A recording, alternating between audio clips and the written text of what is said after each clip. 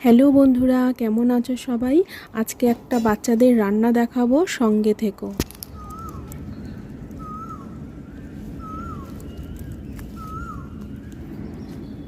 প্রথমেই চলে গেলাম বাগানে তাজা তাজা পালং শাক তুলতে।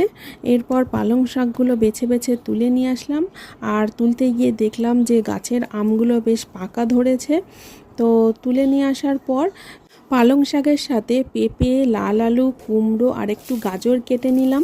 এরপর একটা কড়াইতে একটু বাটার দিয়ে সব সবজিগুলোকে একটু হালকা নেড়ে চেড়ে নিলাম। তারপরে দিয়ে দিলাম কেটে রাখা পালং শাকগুলো। এরপর নুন, হলুদ আর একটু ধনে জিরে রোস্টেড গুঁড়ো দিয়ে জল দিয়ে দিয়েছিলাম। আর আমাদেরই তৈরি ভাত থেকে দিয়ে দিয়েছিলাম একটু ভাত। ব্যাস, ঢেকে দিলেই হয়ে যাবে ছোট বাচ্চার পালং শাকের তরকারি। পালং শাকে থাকে ভিটামিন এ আর বিভিন্ন সবজি বাচ্চাদের শরীরের জন্য খুবই উপকারী। তো আমার এই ভিডিওটা তোমাদের কেমন লাগলো কমেন্ট করে জানাও।